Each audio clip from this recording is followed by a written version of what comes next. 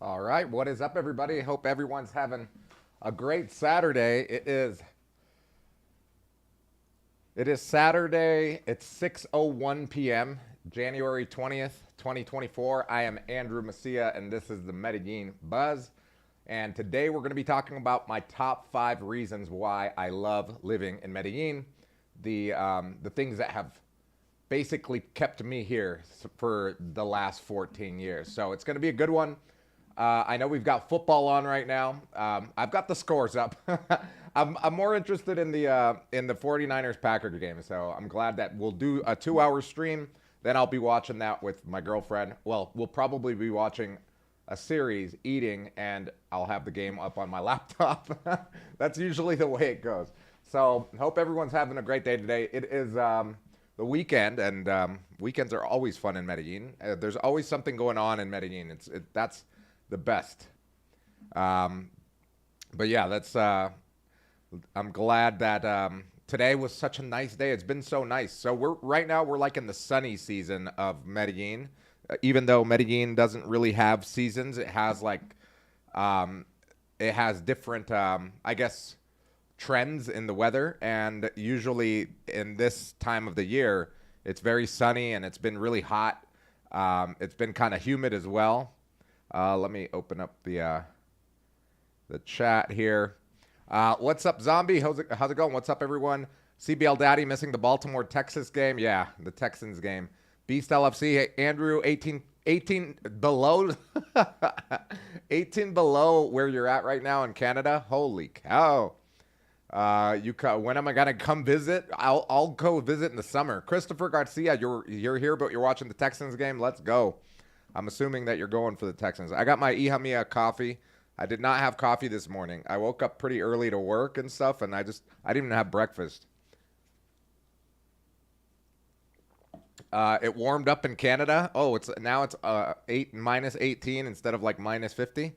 That's good, guys. I've lost about 4 kilos. I've been kind of on a strict diet and exercising almost every day. I don't exercise on Saturdays and Sundays, and I went today. And since I never go on Saturdays, I didn't know what time they closed, and they were closing as I was going. That sucked. But either way, I've been pretty regimented with that. So I've lost about 4 kilos. I was weighing 104 kilos. Wait, what is that in kgs to lbs? Let's see. So I was weighing 104 kilos, which is 229 pounds. Jeez, I was a fatty. Now I weigh 98 kilos. So that's more than I've lost about 6 kilos, which it comes out to be 216 pounds. So I lost that. My ideal weight for my height for 6'3" and a 43-year-old man, it's like 96 kilos, which is 211 pounds. So I'll keep you guys updated on that. I think it's fun to update because I like to update people on things because it keeps me on course. Like if I don't update people and I just keep it to myself, it's really easy to cheat and be like, oh, I wasn't even trying, but I am trying to get back into shape. You'll be here. Christopher Garcia says I will be there in Medellin in 18 days. Medellin Sports Bar for the Super Bowl. I'll be in Barranquilla in el Carnaval de Barranquilla. I'll be watching the Super Bowl from Barranquilla, so that'll be fun. Yeah. So. Let's see. Yeah, so that's been my week. This week was a pretty productive week. I think January for me started out really busy, and I think for the whole city, it just seems like there's more people in the city this January than usual. Usually, the city doesn't really get back to work and started until like January 15th. It seemed like it kind of never stopped. There was like that first week of January, which was kind of slow. People still coming back into the city, but it's been very busy. Like literally, yesterday I went up to watch the Laker game at the bar over here, and the city was just full of tourists, locals out. All the businesses are open. Before, a few years ago, Medellin in January was kind of like a ghost town, kind of like how it is during Holy Week or spring break, where everything is closed, nobody's working. But now, even during spring break or Holy Week here, Semana Santa, everything is open. Like the Colombians have discovered, or at least the locals here have discovered, that if they open on those holidays, since nothing else is open, they'll have more business. So it's been that way for the last couple of years, and this year has been, I think, the most busiest January I've seen in a while. All right, so the topic for today, guys, is the top 5 reasons or the top 5 things that I love about living here. And I know that we have the common ones, right? Like the weather, the cost of living, the people, the culture, and I am going to touch on those. Those are part of the top 5 reasons why I'm here, but I'm going to go more in detail and my opinions on it and my feelings about that stuff and what the biggest differences, I guess, are between, those things here and living a life in, let's say, California or in the United States. Maybe even in the UK, some people can relate. In Canada, you guys could probably relate. And other countries, you could probably relate with the major differences and what makes this place so amazing. This is not only my list. Remember, these are my opinions and my feelings. What makes Medellin amazing for me. But I also get a lot of information from our masterclass students, guys and gals. So we've got a couple ladies in the masterclass as well now that are similar age as me, 40 plus. The masterclass is basically 30 plus. People that's our target audience. Those are the people that we've attracted, are people that are either professionals, entrepreneurs, they work remote, or they're just investors, etc. Maybe they're early retirees, but no one's retired. Everyone does something. I think if you're an entrepreneur or you're a creative person or someone that's always active, whether it's making money or just doing stuff physically like hiking, etc., you never really retire. You may not need to work a 9 to 5 or work 40 hours a week type thing, but you're still doing something because, for example, I can't ever see myself retiring. So those are the type of people that we've attracted. So I also extract what their opinions are because they've been living in the United States now. Some of them live there part-time and live here part-time. So they tell me what the major difference is. These are conversations that we always have. Like what is it that drew you to Medellin, and why did you decide to take the master class and live here either permanently or semi-permanently? So this is the list of the top 5 things that I love about Medellin. And also I've gotten information from the people that have taken the master class and also longtime friends that have been here forever, expats that have been here for a long time. Jerbo, what's up? Dímelo, Andrew. People like the video is free. I promise you won't lose a finger for liking a video. Yes, that's true. People like the video. It's free. Yes, thank you for reminding me. Jerbo says, please like the video, guys. Yes, guys, if you guys hit the like button, it definitely helps the channel. If you're not subscribed and you're watching this on the replay, hit the like button, subscribe to the channel. I also have these on podcast. If you don't want to watch the video and you just want to listen, you can. It's on Spotify. It's on wherever you get all of your podcasts, all of those networks. Captain Lou, what's good, Captain Lou? Long time no see. Hope you're having a great day. Happy Saturday. Sky Luke says, greetings from Canada. Let's go. Below 30 Canada. Let's go. Wait, was it below? No, below 18. That's what Beast LFC said. Greetings from Canada. Is July a good month to visit? Are there less tourists visiting then? No, there's never less tourists. I think there's more tourism in December and August because of the Feria de Flores in August. And then December, because it's December and a lot of people are in colder weathers, they come down here. But Medellin has had steady tourism all year. You don't really see big peaks and valleys during the year. It's just consistently now with tourists all the time. It's amazing. It's kind of an anomaly because usually when high tourist areas do have those fluctuations, like those high peaks and valleys, because usually, a high tourist area, for example, like a Miami or something like that, where it's where it's near the beach, not many people are going to go, during winter, because they're not going to go to the beach. So one of the biggest draws is to go to the beach in Miami or Southern California, or for example, like a place like Paris. The biggest draw.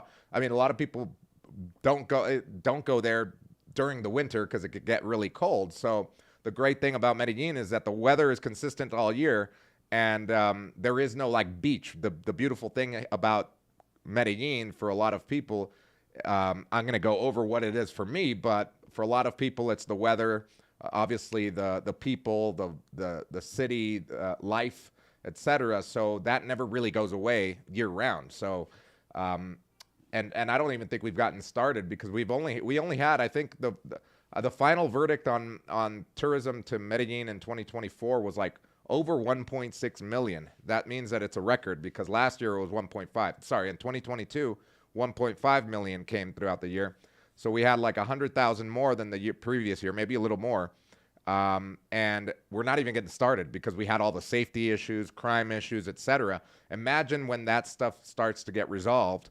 How many more? Imagine if it just doubles. Like we get 3 million people per year, and those are baby numbers compared to giant places like Paris, Madrid, or New York, etc. That attract tens of millions of people a year.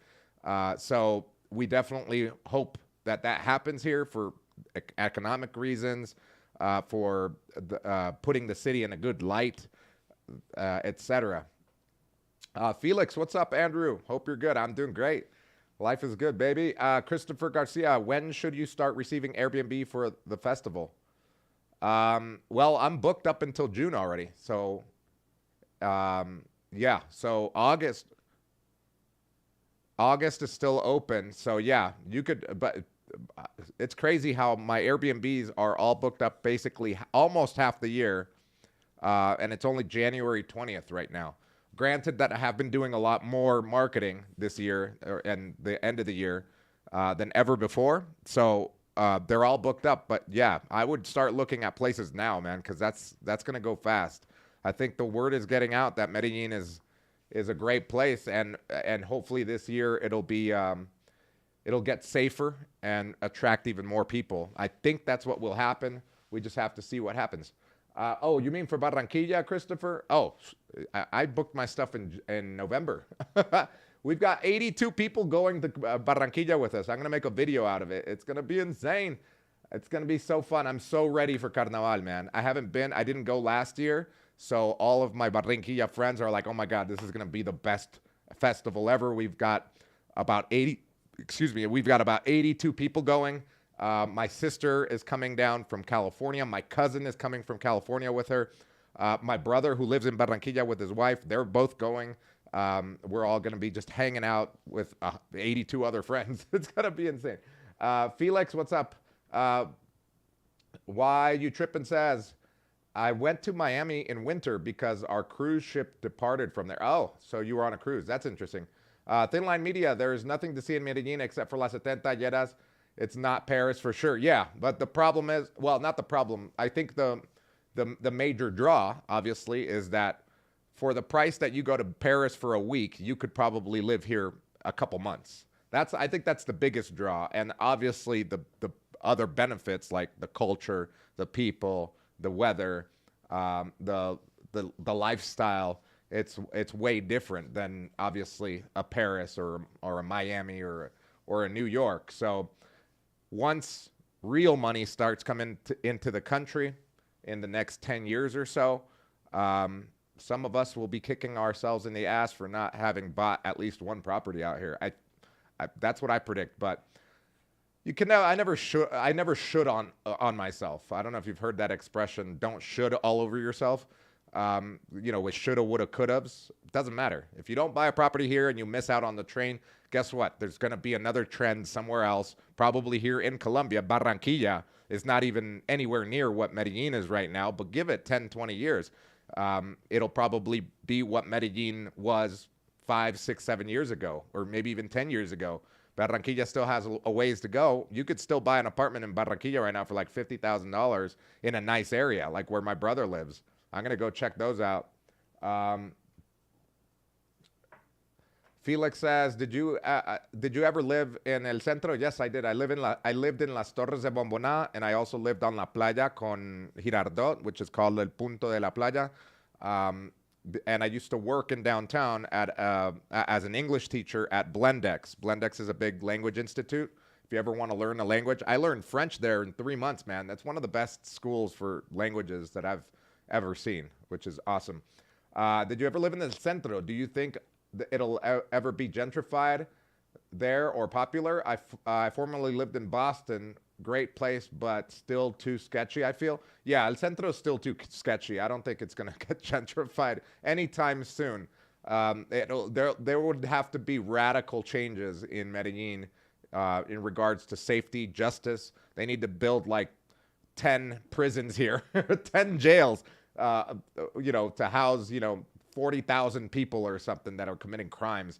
So, I mean, things like that. That stuff's never gonna. That stuff hopefully will get resolved at some point, but I don't think I'll see it in my lifetime. In the next 40 years or so, 30 or 40 years, probably won't change much. Yeah, because there's other areas like Centro's cool, but there's really not much of a draw because of all the traffic, all of the pollution there. I liked living there. I actually loved living there. I had a lot of fun living there. But now I'm going to be a father. I've got obviously a steady girlfriend.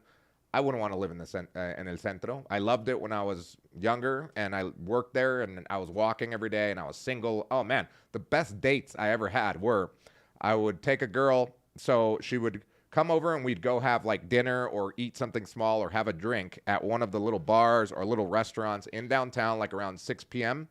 And then after we're done with that, we walk over to one of the many little theaters. There's like little theaters that perform plays, and I saw so many good plays in downtown. I don't know if any of you know this, but Medellin actually has a pretty active theater, like amateur and professional theater scene. And downtown has multiple. I think it has over like 30 mini theaters. So one of my favorites is called El Pequeño Teatro, and there's no admission fee. You just give a donation at the end, and they have such great actors, and they do like a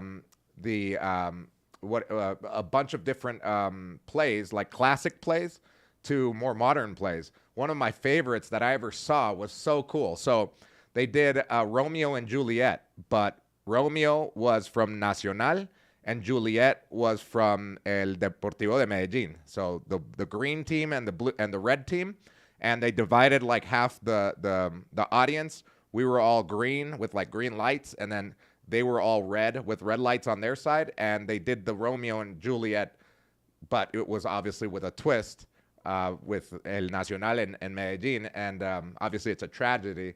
But you could imagine how fun that was, and the crowd was all involved. It was great. They had us chanting like football songs that are very popular here, like the Medellin, the Nacional songs that everybody knows. That if you're a paisa, you pretty much hear it and you know it. But yeah, so those were the best dates. And then after that, we would just walk over to like go watch live music or go to a little rock bar called Wall Street near El Parque del Periodista. Yeah, I know. I loved living in downtown. Yeah, so the topic again for today are my top 5 reasons why I love living in Medellin and why I've stayed here for the last 14 years and haven't moved to another city, even though I've visited pretty much every major city in Colombia. And while I love those cities, and I think all of them have their own charm and their own allure, and some people stay in those cities because they obviously like it more than Medellin. I've liked Medellin more than any other city, and I'm going to go over the reasons why. And you could probably relate to them, and I'll compare why those reasons are great here compared to like the United States, because that's where I grew up. Theo says, greetings from New York City. Let's go. Want to make Medellin my home in the not too distant future. Yeah, Theo, that's amazing. Check out the MedellinMasterclass.com if you want more information. We help people move here. That's what we do. We launched that in November. Ever since, we have about 20 students now. Every month, we're gaining a few more students. So I'm assuming by half the year, hopefully, we'll be over 40 students. And we all get together. That's the best part of the Medellin Masterclass is not only do we help you move down here and do everything that you need, learn everything that you need to do, but on top of that, we have a community of people that are like-minded. Like I said at the beginning, the people that we're attracting are entrepreneurs, remote workers, semi-retirees, people that like to volunteer, people that like to do active things, people that are professionals, usually middle-aged people. And before it was all guys. Up until we had 17 members in the Medellin Masterclass, we were all guys, middle-aged guys basically. And now we have our first two females that joined, so that's amazing. And they're also like expats, so it's pretty amazing. Zombie says, "Oh, that sounds like a lot of fun." It is. Yeah, I'm telling you, downtown is really cool, and for the most part, it's pretty safe. I mean, literally, if you know how to move down there, you don't. I've never, like I said, I've been here 14 years. I've never been robbed on the street, never held up at gunpoint, never robbed by a taxi driver. All those horror stories that I hear, it's never happened to me. Maybe I'm just extremely lucky. I'm guarded with my guardian angel or something, but I'm also pretty savvy when it comes to moving on, out in the street. I'm not going to go through back alleys and stuff. Whenever I feel like something is not right, I just turn around and go somewhere else. John says, retiring the end of the year and moving to Medellin. We are not agreeing on El Poblado or Envigado. Also, Sabaneta is nice. Yes. So, yeah, it just depends. It depends on your lifestyle, John, what you like to do. In El Poblado, if you like to walk a lot, go everywhere walking, go to the grocery store, get your groceries and bring them back yourself. I like doing that sometimes. That's why I live in Manila, because Manila is one of the few parts of El Poblado that's completely flat. I can walk back and forth to grocery stores, markets. I walk everywhere. Today, I went to go buy this shirt at Belmos down the street right here. Got this coffee right before our stream. So it's a nice area because it's flat, but it is got a lot of hostels, hotels, restaurants, cafes, little bars, etc. So you see a lot of tourists. If you don't like to see tourists and you want to be removed from that, then you don't want to live here. You'll want to live like in a place where it's completely Colombian and very limited tourism, like Sabaneta or Envigado or pockets of Laureles. El Poblado, but if you don't mind the hills, you could be away from all the tourism in El Poblado as well, but you're going to be like in a high rise in the hills. If you want a really nice apartment with an amazing view, great amenities, you can get that in El Poblado and be paying, about $1,000 a month or less if you go the local routes. Felix says, periodista, I love it around there. Yeah, remember El Eslabón Prendido? I wonder if that's still around. One of the greatest little salsa bars in downtown is called El Eslabón Prendido. I remember that they sold it and then they reopened it. Let me see. El Eslabón Prendido. Oh. Yeah, it's still around. We used to go there every Tuesday because they had, and that would be full of people every Tuesday. I'm sure they still do that. El Eslabón Prendido. Yeah. It's a play on words, el eslabón prendido, because el eslabón perdido means the missing link in Spanish, right? Like the word, and that, I guess that word that everybody knows, the missing link, right? In humanity, where did we split off from the monkeys? So they played with that word, and instead of el eslabón perdido, they named the bar el eslabón prendido. So it's like the link on fire, the fiery link. Anderson says, I'm in Toronto now. Did not like Poblado much. It's life behind a big fence. Yeah, El Poblado can be because you're in, you could be in high rises where it's like security and there's not much life around because it's all like apartment buildings. That's why I like living in Manila. I also like Astorga and Patio Bonito because those are flat areas. They're more like Colombian neighborhoods per se. So I really like this area. That's why I don't enjoy living in a high-rise apartment building with security guards, amenities. That's just not me. I've never done it. I feel out of place there. I like to talk to all of my neighbors. I like when my neighbors downstairs have parties and they invite me over. They're like a Colombian family. Every holiday, they have all their family over. They'll literally come up and knock on my door with a plate of food and tell me to come down or to have food and literally have beers and dance with them and stuff. So that's what I love. And that doesn't really happen in those like big high rises where people are paying, top notch prices here in Colombia or in Medellin for Medellin. It doesn't really happen here. Let's see. Did I miss anything? Oh, Steven, what's up, Steven? Would you know anything about VA benefits while living in Colombia? I don't know what the VA benefits are. I know that there is a big VA community here, Stephen. There's so many VAs here that they had to set up an office in Sabaneta. So there's a VA office in Sabaneta. you could probably get information from them. Just Google VA in Sabaneta, Colombia, because Sabaneta is actually adjacent or one of the adjacent cities to Medellin. It's outside of the Medellin. It's in the metropolitan area, I should say. Um, Jose, what's up, Jose? Saludos. ¿Qué tal es La Ceja para vivir? Jose, again, it depends on your lifestyle. La Ceja is a small town. I could do everything there is to do in La Ceja in 45 minutes. A person like me would be bored out of my mind. I've been to La Ceja a few times because we've had basketball tournaments down there. So if you like to do things and go to restaurants and go to cafes, do different things, then La Ceja could get boring. If you like a laid-back, slow lifestyle, La Ceja's cool, and it's not too far from Medellin, so if you need to come to the city, you could drive here. I think it's like a couple hours. Let me see, La Ceja. Let's see how long. I don't remember how far it is. La Ceja. La Ceja. Let's see. It says here that. Why can't I open this? I want to see. How long does it take from Medellin?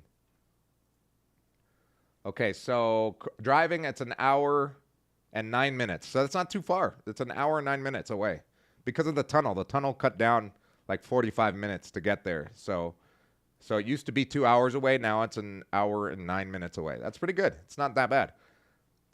Thin Line Media says, shout out to all Passport Joes in the chat. Only single guys here, right? Probably.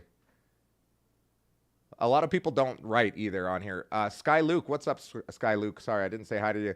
All right, so here are the top 5 reasons why I love living here. The first, or number 5, the number 5 reason why I love living in Medellin over any other city in Colombia is the people. And I know we hear this all the time, but I want to explain it through my view and my opinion of the people here. The people in Medellin are different than people from any other region in Colombia. Every region has, I guess, their own stereotypes of people. They have their own accents. They have their own slang. They have their own way of being. And I'll go over those a little bit. So in Medellin, they're called paisas, right? The people that are from the state of Antioquia are called paisas, not just Medellin, but from the entire state. That includes a big part of the coffee region. They're all called paisas, and they're all very similar. But the people in Medellin, I think, differ a little bit. So the biggest difference that you'll notice between people in Medellin and other places in Colombia is their gun-ho mentality compared to other people, right? So in Colombia, for example, on the coast, people are very relaxed and laid back, and they're not very hard-working at times, but they love to party. In Medellin, they're more hardworking and they're more how they say there's a expression here, echados para adelante, echados pa'lante, meaning that they are always moving forward, right? They're always going forward with things, trying to get over any obstacles or bumps in the road, etc. They also have another expression that says, el paisa nunca se vara, el paisa no se vara. El paisa no se vara means that the paisa never gets stuck, right? He or she always finds a solution to a situation. And I definitely relate with those people more than, for, let's say, someone that doesn't like to work much, is more laid back. I'm more of a person that's always active. That's why I fell in love with the people here, because I saw myself in them, right? As an entrepreneur. Self-starter, that's what it is. That was the word I was looking for. Self-starters, like paisas are more self-starters than most of the other people in the other regions, and the people from the other regions will tell you the same thing about the paisas. I've heard people in many different parts of the country where they say, oh yeah, los paisas son echados pa'lante. When they say that they're going to do something, they get it done. It's very rare that you'll see like public works out here half done, where, for example, like in cities like Cali, Barranquilla, even Bogota, you'll see like a bridge that was erected, 2 years ago, and it was never finished because they either stole all the money or just, they couldn't get enough funding, or they got enough funding, and because of the corruption, it ate away at that money, and then it was never finished. So you'll never see that in Medellin. I've never seen anything like that. Another thing that you won't see a lot either is like giant potholes in the street. You will also see that the city is more clean than most of the other cities in Colombia. I think Bucaramanga is probably the cleanest city, but it's also very much smaller than Medellin.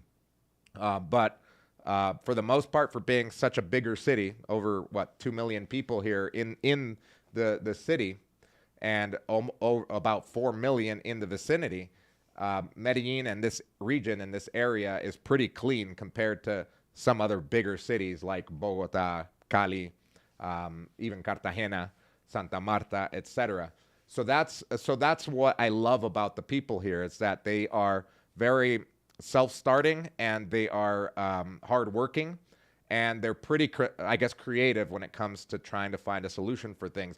For example, in Medellin, there's always a guy for something. You know, like in the U.S., you say, "Oh yeah, I've got a guy for that. Oh yeah, I've got a cable guy. Oh yeah, But here, you've got a guy for everything that you need in your life.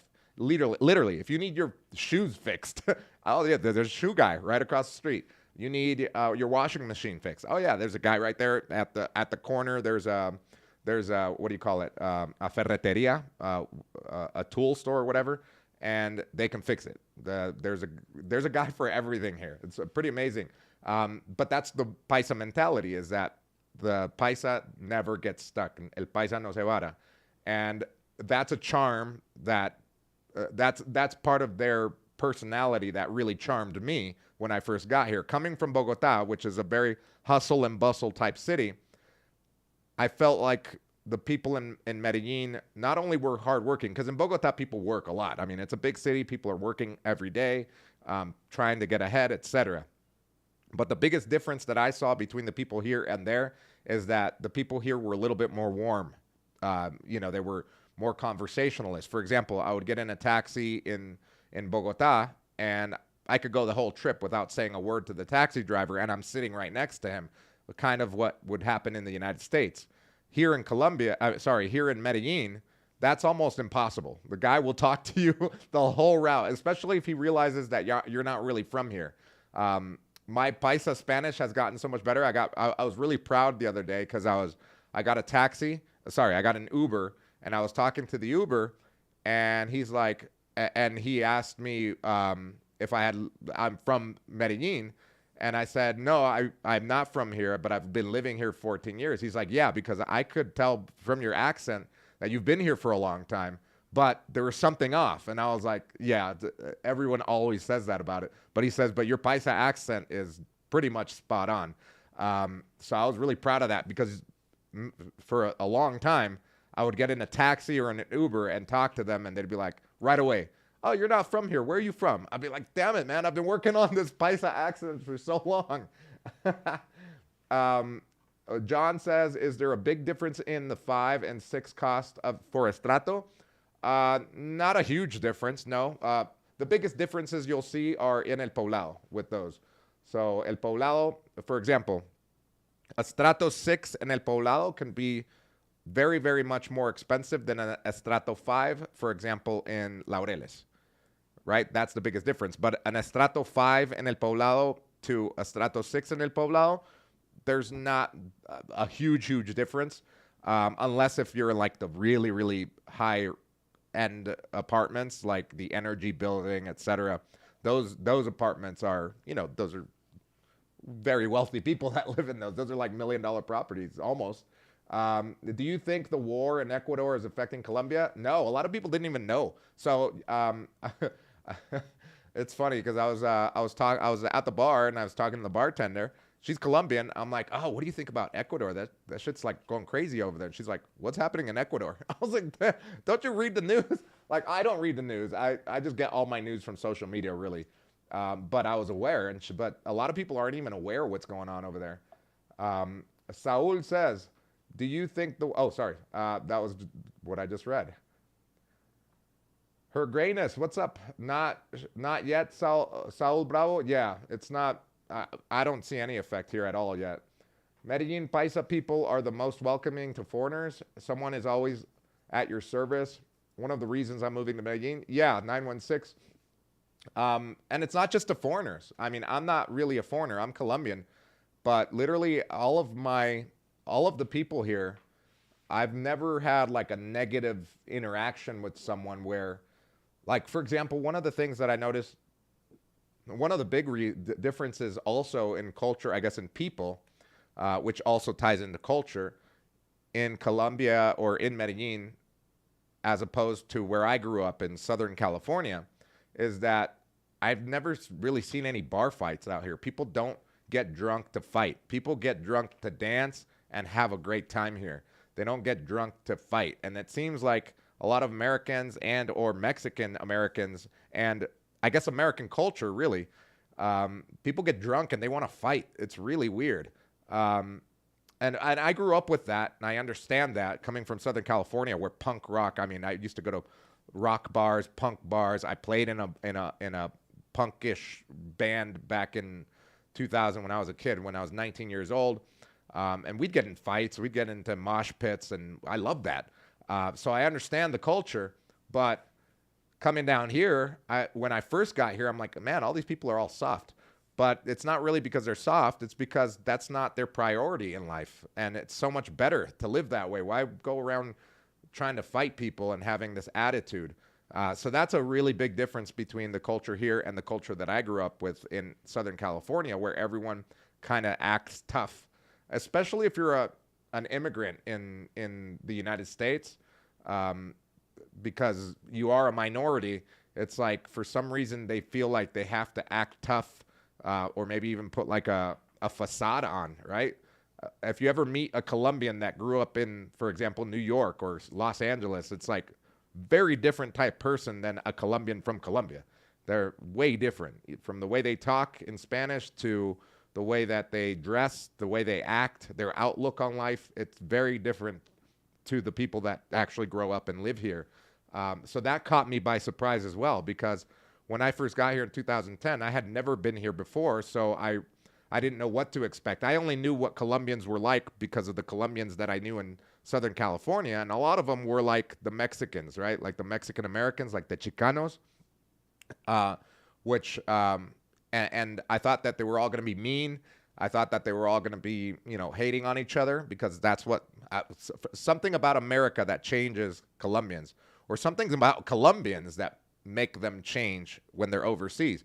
For example, if you go anywhere in the world and you're Chinese, your Chinese community, wherever you are in the world, is going to welcome you. They'll even loan you money. They'll set you up with a job. They'll set you up with a place to work and live, etc., and get you going, right? Colombians don't have that. If you go to Colombia, you're on your if you go to the United States as a Colombian, you're on your own, even if you go into a place where there's a large Colombian community. I think in some places where there is giant, like near Boston, there's like a big Colombian community. They might be helping themselves or each other there more now, but back in the day, when I grew up there in the 80s, 90s, and early 2000s, that wasn't the case. Colombians basically like hate on each other, and they're very selfish. When they go to the United States, they change. I know this because I experienced it within my own family. My whole family is Colombian. Most of them live in the United States, and most of them are like that. They're very standoffish, and they're not willing to help somebody else because they feel like someone's going to take advantage of them, or why do I have to do that? And I thought that that's what Colombians were all going to be like. So when I got deported in 2010 and I landed here, I was shocked. I was like, they were telling me, so my own family was saying, oh, you're going to Bogota. Yeah, those people are cold. And half my family is from Bogota. They're like, oh, those people are cold. They're not as friendly as everybody else in the country. And when I got to Bogota, they were like some of the friendliest people I've ever met in my life. I didn't understand what people were saying, but then I understood that these Colombians that move out of Colombia change their perspective. It's like they get bitter. They miss their country, but they're also bitter. It's weird. I don't know what it is. That's been my experience. So when I got here, I experienced Bogota, and I loved the people there. Even the taxi drivers, I was ready for the taxi drivers to be kicking me out as soon as they stopped and stuff, because of all the stuff that my own family was telling me about how cold they are and how mean they can be. And that was the opposite of my experience. And then when I got to Medellin, it was even more friendlier and warmer people, where I was like, man, my family just maybe people were like this back in the 80s, 70s, 60s in Colombia, because they left Colombia in 1985, so they don't know what paisas are like now, or Colombians as a whole. So it was really interesting. Um, 916, sorry, Her Greatness says, Saul in Queens, New York. Oh, Roosevelt Avenue in Queens, New York. Yeah, that's where there's a bunch of Colombians, right? The U.S. separates people because it's a me country. Once someone makes it in the U.S., they change their mentality towards family and friends. It's sad. 916, yeah, but for example, I had, for example, the biggest, some of my best friends in Southern California were Vietnamese, Filipinos, and Chinese. I lived near Irvine, where there's a big Chinese population, and hanging out with them, it was weird because their communities are so tight knit and they make a lot of money. Like the Chinese there, some of them, for example, I had a friend, I'll always remember Tien Yuen. His name was Tien Yuen Wang. When I first met him, he spoke barely any English. He spoke some English, but he was getting better. I met him because we played basketball together at UCI, on the courts. I never played for the school. I never went to university, but he was going to UCI. His parents were millionaires, and I think back then you had to invest into the country, into the United States, $1 million. And a lot of Chinese people do this. If you invest into the country like $1 million, you get your green card or residency or whatever right away. So he was one of those kids because his mom wanted him to go to UCI because it's one of the best schools for like medicine, etc. So he was going to that school, and mind you, these are people that have a ton of money. So when I met him, I also met a lot of other Chinese immigrants that were all in the same community. Everyone knew each other. Everyone helped each other out. Some of them weren't as rich as his family, Tien's family, but they all knew each other. They were part of the same community. The money really didn't divide them. So I think it's also a cultural thing because Colombians, even in Colombia, they're not very tight knit, even though they're very family oriented. But it's very rare that you're just going to help a stranger just because he's Colombian or whatever. It doesn't work that way in this culture, unfortunately. Her Greatness, there are exceptions, but generally it's true. Yeah. Yeah, I think there are exceptions, but generally I think the U.S. culture is more of a individualistic and self, I guess, propelling culture where if you're making it, you usually make it on your own and you don't really try to lift each other up, which is unfortunate, but there are exceptions. Okay, so number 5, the people. We know they're amazing, and that's the reason why I think they are amazing, because they are very warm here, and their mentality is very similar to mine, where I'm a self-starter, I'm an entrepreneur. I will never be broken, right? I will never be, nothing could ever break me. And I've tested that, obviously, through time, through my trials and tribulations. I went to prison when I was 22 years old. I got deported at 28 years old in 2010. And none of those two things broke me because I always knew that I was going to make it somehow. And I continue to feel that way. Like, I'm not done yet. This is just the beginning of another chapter in my life. I'm going to have a kid. I just started this YouTube channel, just started the Medellin Masterclass. So we're just getting started. I'm just getting started in this chapter in my life. And this is a great place for me to be with that mentality, because there's others that this city attracts that are on my same wavelength. So that's, and I've proven that as well, because everyone in the Medellin Masterclass, all of the 20 students are either entrepreneurs, self-starters, professionals, semi-retired, etc. So this city is attracting that type of people, and I think it's because the people within the city have that same mentality. They're very gung-ho, very self-starting, and I love that about this place. And because everybody knows how friendly. I think it's one of the allures. Everyone always says, "Oh, the people are so friendly here," but what really gets me going is the fact that the people are not only friendly, but they're very hardworking and always self-starters with entrepreneur mentalities. Some of the richest people of all of Colombia ever have come out of Antioquia, out of Medellin, large businesses, etc. So that's a lot of them move to Bogota because it's easier to set up a bigger business out there if you've got like a manufacturing company or something like that. And also there's more of a talent pool there because there's just more people. I think there's like 7 or 9 million people there, so there's a lot of talent that goes there for work. So in the past, you would start a business and then move to Bogota to expand that business. But nowadays, it seems like you can start a business here and expand it here as well as a Colombian, as a local business. And obviously, if you're doing things online like I am, you can live anywhere in the world. I just rather live here and work with the people here. All of my staff is from here. Trying to think where everyone's from. I don't. I have some contractors that are American, I guess. Yeah, like writers, etc. But that's about it. Oh, a girl in the Philippines and somebody else in India. Jack Black. Oh, Sky Luke says, I visited Costa Rica for many years. I find ticos mostly tolerate tourists, but once I reveal I'm Canadian, things get better. Yeah, I've never been to Costa Rica. Jack Black, very inspirational. Thank you, Jack. Her Greatness, Sky Luke. Yes, it's true. Ticos are very reserved and formal. Yeah, I've never been to Costa Rica. I don't even think I can go since I was deported from the United States. And I think Costa Rica has such a big tie with the United States, like Panama. I can't go to Panama. So I don't think I could ever go to Puerto Rico or Costa Rica. I don't know. I got to look into that. Yabba Dabba Doo, what's good? Oh, guys, I met a couple of you guys this weekend. I met Sam. Sam Aconda's not here. But Sam, I didn't know this. He never told me in the chat. Sam is a guy that I met like 3 years ago here. He's a Korean American that is living here. Well, he's not living here full time. He goes back and forth, but he's going to be living full time. I saw him at the bar, and he's like, "I'm Sam." I'm like, "You're Mike." He's like, "Yeah, but on the internet, I'm Sam Akonda." I'm like, "Dang it! Why didn't you tell me this?" But he was there. A couple others as well. Every time it seems like every time I go up. Every time I go out in El Poblado, somebody sees me and says, "Hey, I've seen your channel," and then they try to buy me a drink. And I've been drinking less. So I'm trying to drink less. Not trying. I am doing less. That's what's helped me lose those 6 kilos that I've lost in the last 2 months.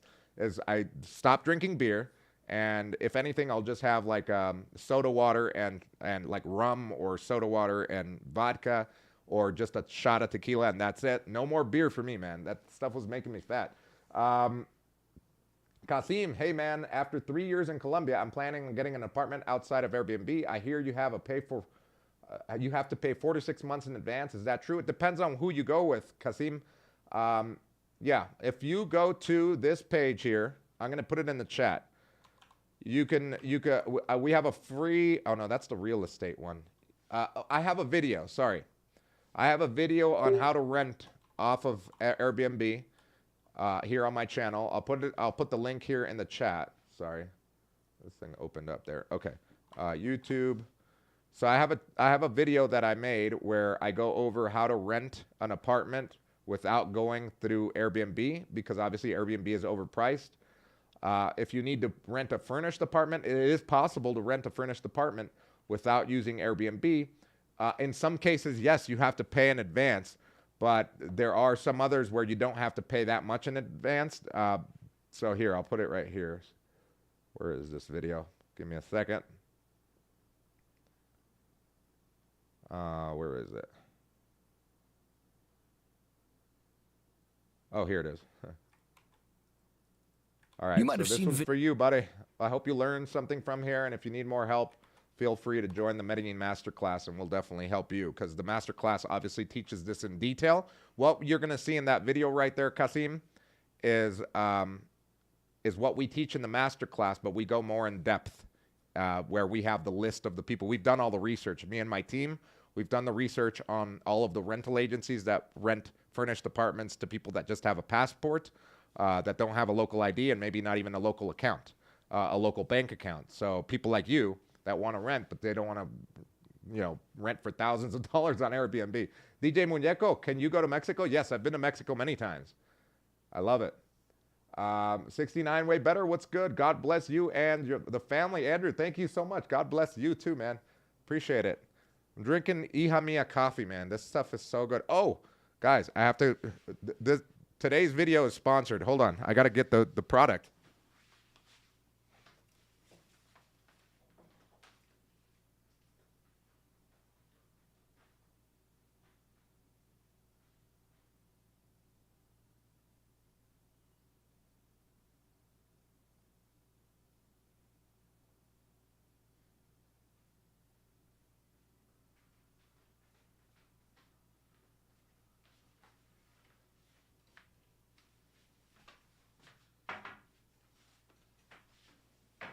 All right. So my friend Dan, Dan is from New Zealand. He's a Kiwi.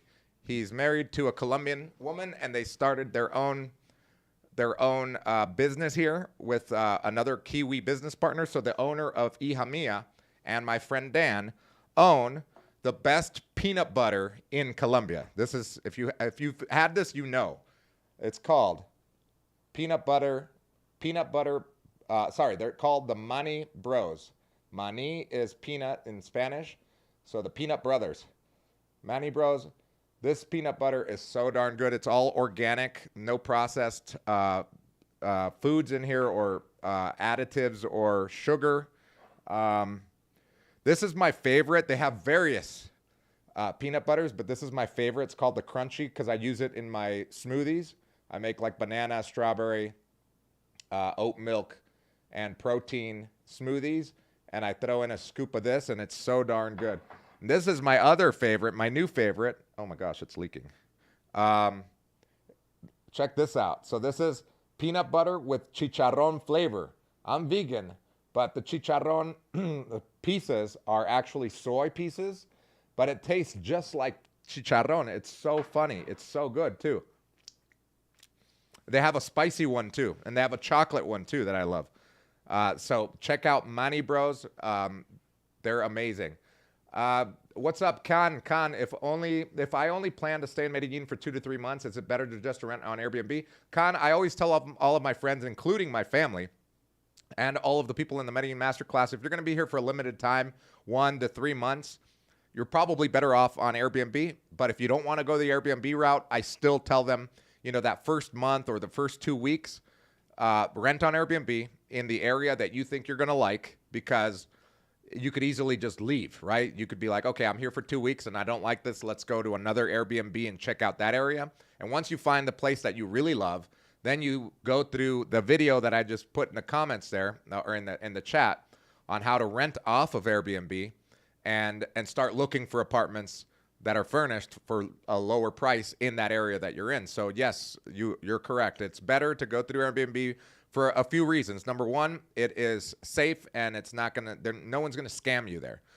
Sometimes people get scammed when they go off Airbnb and they just do like a Google search for apartamentos amoblados or furnished apartments in Medellin, because sometimes they'll be like scam websites, since it's such an easy keyword to rank for. Not many people do a bunch of SEO for web pages out here. These scam websites might make it to the first page of Google. Someone will call them, and those look like real agencies, etc., and then ask you to send an advance payment. You pay them, and then you get here and you realize that apartment doesn't exist, or it exists but it's not for rent, or they don't manage it, etc. So people have been scammed like that, so be careful. The safest bet is just Airbnb. Her Greatness says, Zombie, depends on what you make and where you want to sell it. Oh, wait, what did I miss? Zombie says, can you bring a business down there, make a product, and export it to other countries? I'm sure you can. For both of these businesses, export. For Hija Mia, they export their coffee, too. They export their coffee. And Mani Bros, I think they export their peanut butter. The best peanut butter, literally, in Medellin. I love peanut butter. I don't eat it like every day, but I love it with like toast or in my smoothies, or sometimes I'll do like peanut butter curry, right? I love vegetable curry, and I'll throw like a scoop of the chicharron peanut butter in there, and it makes it taste so good, and a thicker sauce as well. Customs is always a pain. Yeah, that's how it sounds like it. I've never exported anything, so I wouldn't know. What stores sell Mani Bros? So any of the Hija Mia locations, they have 3 different locations. I'll also put their Instagram here. You can hit them up through Instagram. They do deliver as well, so you definitely check them out. They have a bunch of different flavors. I'll put their Instagram. They're so good. Shout out to the Mani Bros. Mani Bros. This is the Mani Bros Instagram right there. If you guys want to check them out. Thank you, Dan, for sponsoring this video. I remember they sponsored us for when we were doing the Colombia podcast with my friend Joel, and they sponsored us, and I just literally like, I don't know what compelled me to do this, but I opened it up and I just started spreading it all over my face.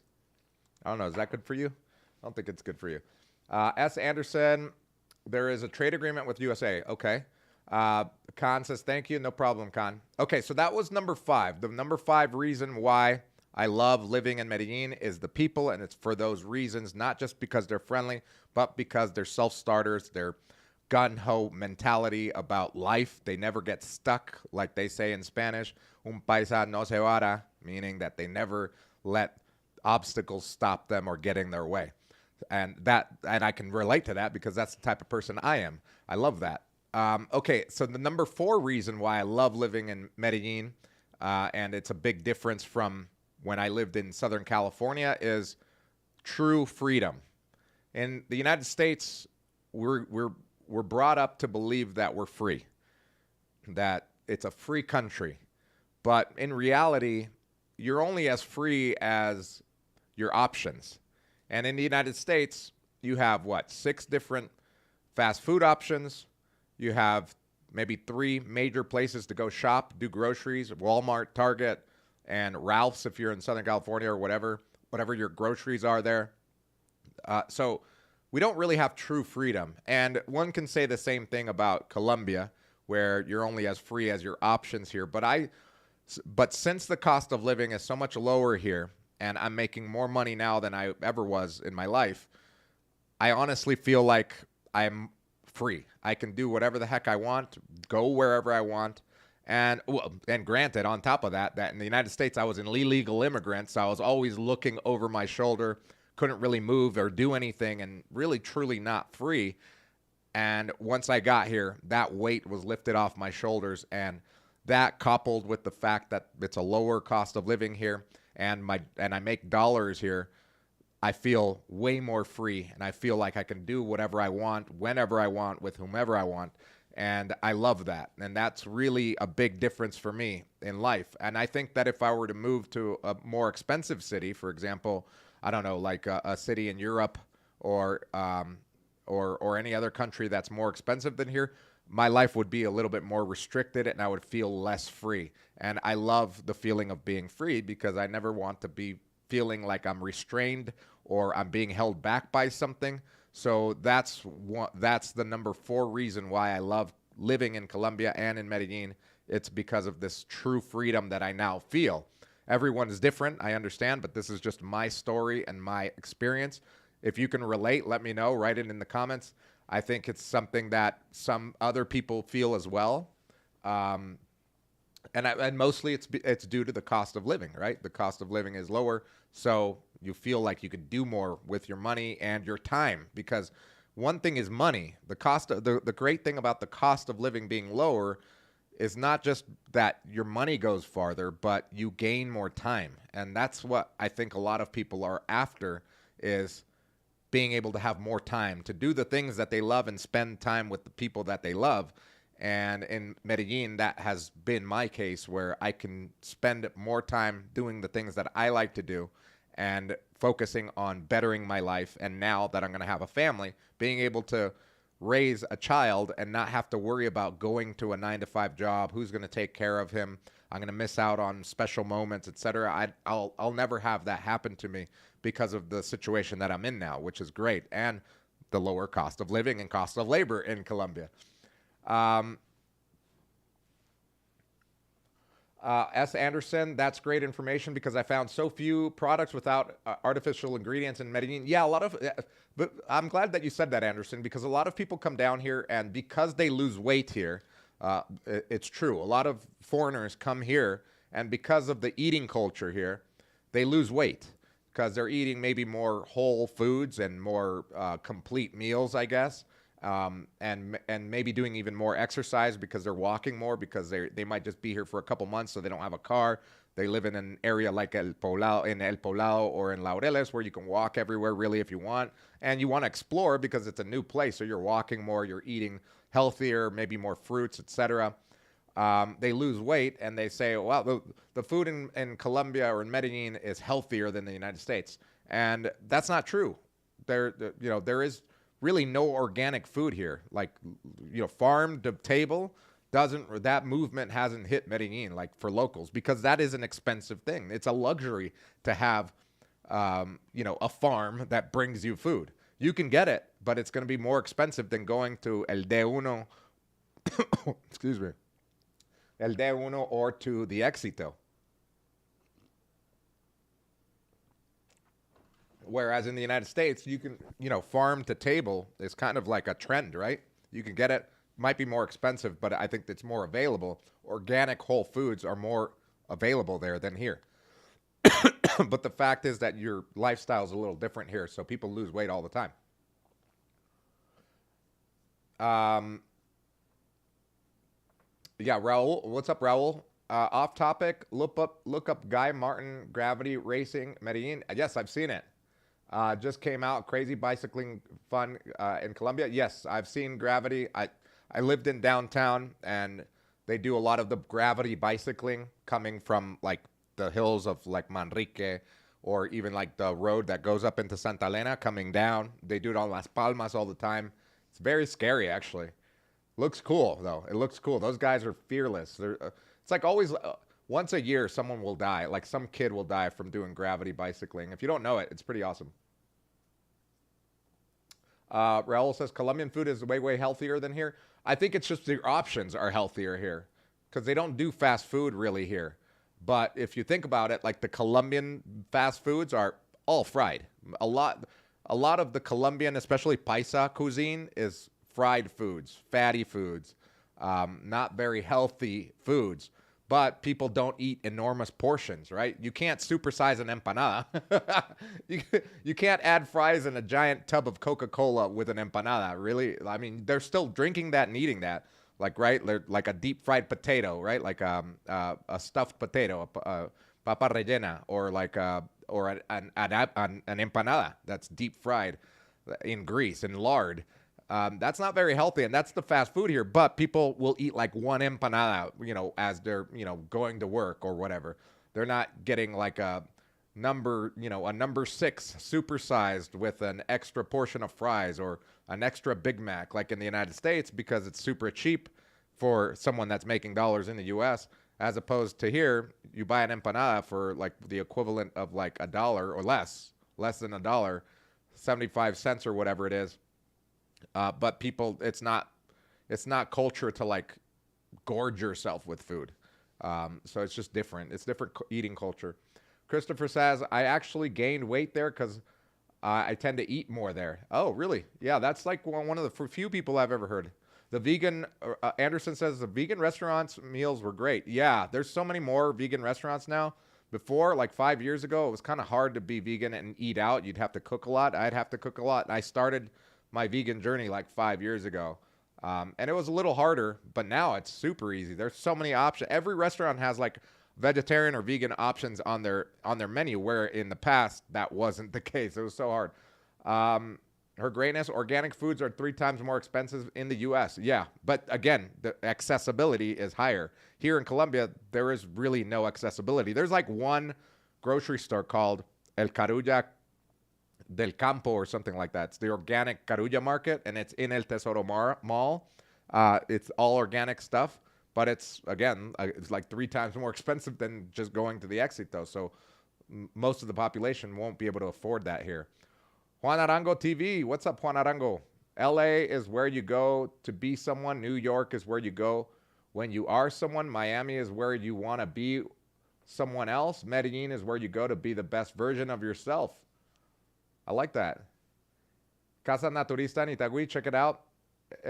If you haven't gone yet. Is that near El Mayorista? I think I have been there. If it's near or in El Mayorista, I kind of think it is. I don't remember, though. Stuggy Murphy. Sorry, what's up? Stuggy says, American is a money country. No love. You are a chain in death. You are a chain in death. Wow, that's deep. That is the reason why, as soon as I retire, I'm moving to Colombia. Yeah, a lot of people want to run away from that, and it's completely understandable. Completely understandable that people want to run away from that part of America and that type of culture.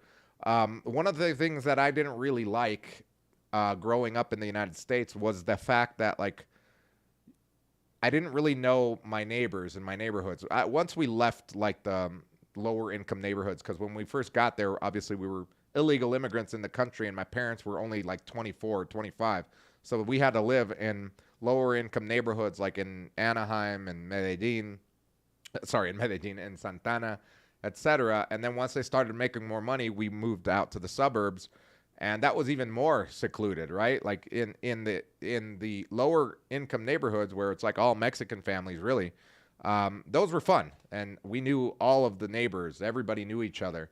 But then once we moved to the suburbs, I lived next to a neighbor for 10 years, and I didn't even know their first name.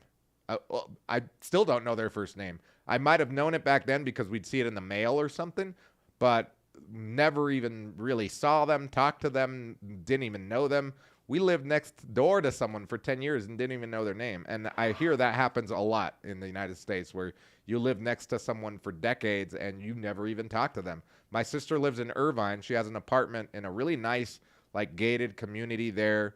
A lot of young people, a lot of like .com people, a lot of online entrepreneurs live there as well. Their apartments, and she says that the people that live next to her, she never talks to her neighbors. She doesn't even know them. She's seen them maybe twice. She's lived there for like 4 years. So I find that that's not my personality. Like I said, I'm very social. I love all my neighbors. I talk to all of them.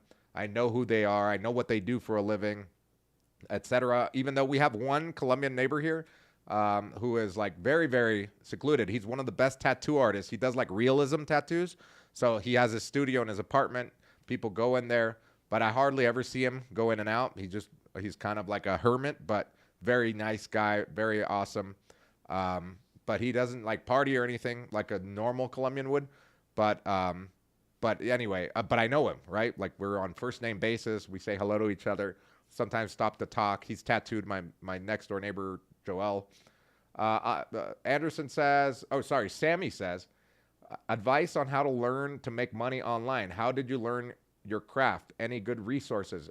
YouTube is an amazing resource, Sammy. I learned everything about digital marketing for free. I think I've paid for 2 digital marketing courses ever in my life, and it was like $15 or something, because everything that you need to learn for digital marketing is online and it's free to make a lot of money. You don't need to be, you don't need to go to university for all this stuff. Although obviously that would help. I think that if I would have gone to college and you sacrificed 4 years of partying and playing in a rock band and doing drugs and having fun, sacrificed 4 years and finished university by the age of 22, 23, or 24, for that matter, my career might have been faster. I would have made more money earlier in my life, but that wasn't my journey. My journey was learning the hard way and then getting deported and then taking a bunch of courses online and learning how to do digital marketing and finding my strength within digital marketing, because it's a broad field. There's a lot of things in digital marketing that you can do. I found my niche and I ran with it. And yeah, but to answer your question, there's a ton of free information on the internet. There are free classes, even on Udemy. I think I took one for free on Udemy one time. Taken a ton. Neil Patel has a free course. Brian Dean, another great digital marketer, also has a free course. So it just depends on what you want to do in digital marketing. But it's just learning, man. Learning and applying it. That's like the hard part, is applying it and getting a client to pay you. So even though I didn't know much about digital marketing when I first started, I was very persistent with sales. Like I said before, I had email addresses of like 200,000 business owners in the United States, in California, and I would email them every single day, and I would get on the phone with them. That was like if I get someone on the phone, it's easier for me to sell them than just them landing on a landing page and then clicking a button to buy. I'd rather get someone on the phone, let them know that I'm a real person and that I'm ready to work for them. That's what I do with the masterclass. Literally everyone that purchases the masterclass has a 15-minute call with me and AK before they actually pull the trigger on $1,500 or $5,000 for the elite package, because I want them to know that we are real people. We have a team that's going to facilitate their move to Medellin, etc. Just like I did 14 years ago with my digital marketing career. John Knox, what's up, John Knox? He says, the UK, the UK is similar. Nobody talks to anyone, not even neighbors. It's sad, no sense of community, and this is coming from someone who is more of a private individual. If I'm noticing it, then it's bad, right? Yeah, if you're like if you consider yourself a private person and more introverted, and you notice it and it's too much for you, that's got to be bad. And in Colombia, it's like the opposite. Although you can be introverted and stay to yourself here. For example, my neighbor downstairs, that's the tattoo artist. Amazing tattoo artist, by the way. If you ever need to do a tattoo in Medellin, realism stuff, that guy is amazing. I'll send you his. Hit me up and I'll send his Instagram. But anyway, but he's very reserved, introverted. Hardly ever see him, and he's 100% Colombian. Shaggy says nothing change here. The neighbors are the same. They only talk to you when they are trying to stick their nose in your business. John Gabo says, drives my spouse crazy. He can't understand why neighbors don't speak to each other in Phoenix. When I'm in Medellin, I don't understand how much he speaks to the taxi or the Uber's drivers. They talk nonstop. Yeah, I love that about this city. That's definitely my favorite. Hey, Darwin the Destroyer, you're here. What's good? How you doing? We're going over the 5 reasons why I love living in Medellin. The number 5 reason is the people, for their attitude, their gun-ho mentality, their self-starting mentality, their entrepreneurial spirit. Number 4 is the true freedom that I feel here in the United States. I was an illegal immigrant and I was broke. I mean, I didn't have much money. I got deported at 28, and when I got here, I felt truly free. Even though I was broke, I felt more free because of that one aspect of being illegal in a country. But also, now that I'm making more money as a 43-year-old adult guy that is going to have a kid now, and I'm making more money than I've ever made before, I feel even more free because my money goes farther out here, and that not only allows me to spend more, I guess my spending power, my purchasing power has increased, but on top of that, the most important thing in my life is time. I have more time to do the things that I love and focus on projects like this. This is a passion project for me. The Medellin Buzz is a passion project for me. And being here in Medellin and being able to make dollars while living here allows me to do these things that I love to do and connect with people, meet new people, etc. So that's number 4, the true freedom that I feel here. By the way, on that note, if you're watching this on the replay or you're watching the video, please hit the like button and the subscribe button. It helps the channel out. It's free for you to do, and it helps the channel out. If you like these types of videos, make sure to hit that like button. Also, we're having our first Facebook meetup. The Facebook group, the Medellin Buzz Facebook group, the link to the Facebook group is in the description below. Click on that, like the page. We're doing events every month where we all meet. If you're in Medellin, our next event, our first event, is going to be on Thursday. This next Thursday, and that's going to be the 25th. We're going to meet up at a bar, and we're all going to network and talk. Some people will talk Spanish. Some people will talk English. Kind of like a little networking, language exchange meetup. It's just for fun, just talking and getting to know each other, making new friends. Again, I'm a very social person, and I love doing this, so I'm going to be doing this every month. So make sure to go to the Facebook page if you want to be in on that whenever you are in Medellin or if you're in Medellin now. Darwin says, oh, sorry, Jeppy, hey, how come you don't have any tattoos? I grew up, my dad is old school. Like, I have very, very vivid memories from when I was a kid that he would tell me, you know, Colombians, we don't get tattoos because it's an easy way to identify us. And I didn't get that as a kid, but as an older person, and then once I got into, like, selling drugs and doing drugs, I was like, I'd never want to be identified. You know, I was basically hooking up with the 18th Street gang in Orange County, getting product from them and selling it to the suburbs. I was a real Robin Hood. I didn't want to be part of that. I don't know. And for me personally, a tattoo, like if I were to ever get a tattoo, it has to have very deep meaning. I also like to draw. I love skulls. As you could tell, I've always got skulls everywhere around my house.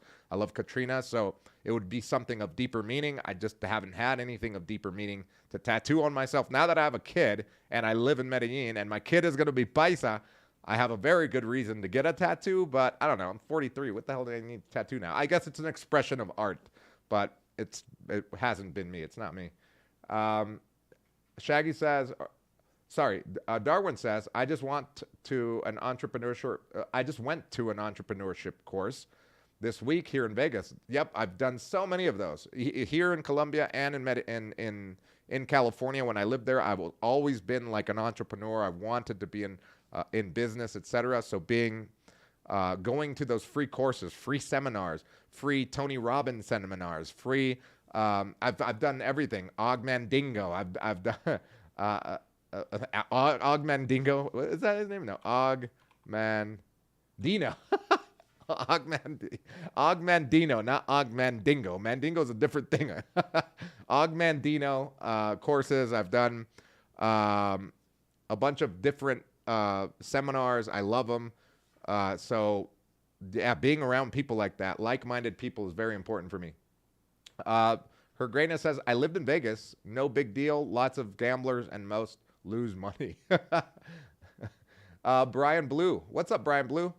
Do you offer master classes on how to block your jump shot? Brian Blue, are you still in Canada, Brian? Shout out to the NBA crew, Max, Frankie Buckets, Milton. Oh my gosh, all these people. Michael Hernandez, Tuto. I just saw Tuto today. Lil Sam. Oh man, I love Lil Sam. Femi, I haven't seen Femi in forever. Alex Franco, he's back in the city. I seen him recently. And Big Ben. Oh my gosh, yeah, Big Ben. Oh man, those were the days. We used to ball out almost every other day playing basketball out here with Brian Blue and all that crew right there. All the best from the Leaf. Let's go from the Canada, from Canada. All right, so that's number 5 reason is the people. I love the people here. Number 4 reason is the true freedom that I have here. Number 3 reason why I love living in Medellin over any other city in Colombia is the cost of living and the quality of life, right? It's kind of like they go hand in hand. The cost of living is low, but the quality of life can be very high here if you have enough money to live, in an Estrato 5 or an Estrato 6. And if you're an expat or an immigrant from another country coming to live in Medellin or retire in Medellin, you should have a healthy budget to be able to live in an Estrato 5 or an Estrato 6 where you have a higher quality of life. You're not coming out here to rough it.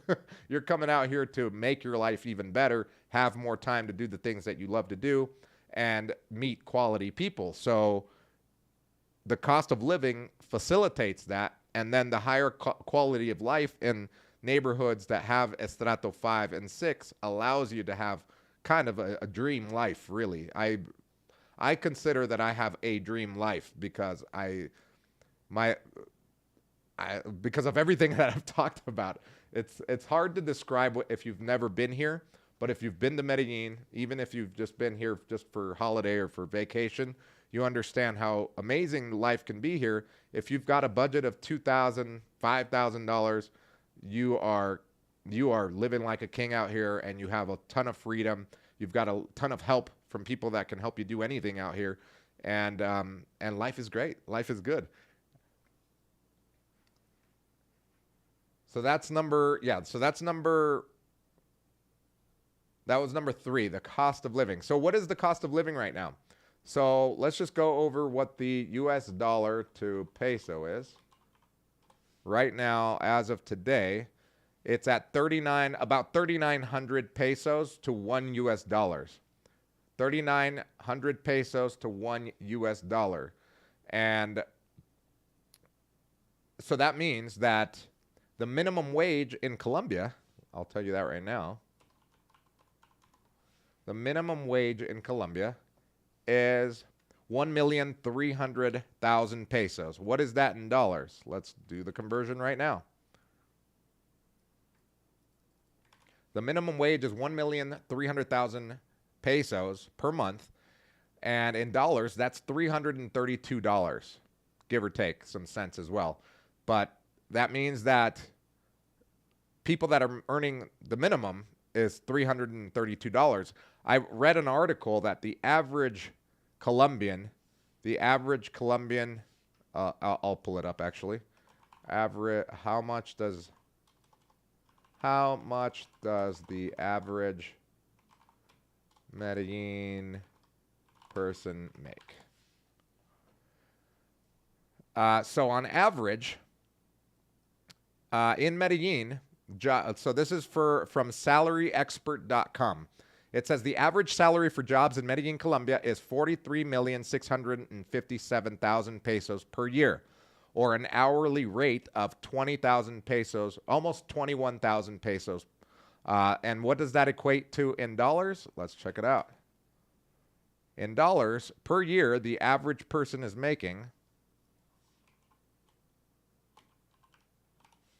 in Colombia, in Medellin, and this is more than the minimum. This is more than the minimum wage. The average person per year is making $11,170. The average. That's not minimum, because minimum was way lower than that. The average person is making about $11,170 per year. And what does that equate to per hour? Per hour, the average hourly rate is 20,000 pesos, about 21,000 pesos. In dollars, that is $5.37. So that'll put it into perspective what the cost of living here is like. And according to what is the average rent in Medellin, Colombia? And these are averages, so it's going to vary depending on the neighborhoods. But according to Numbeo, a statistics website, it says that a family of four estimated monthly costs at 1,888,000 pesos without rent. A single person estimated monthly costs at 535,000 pesos. So this is the average costs per month without rent. So let's see, what is that for a family of four? Averages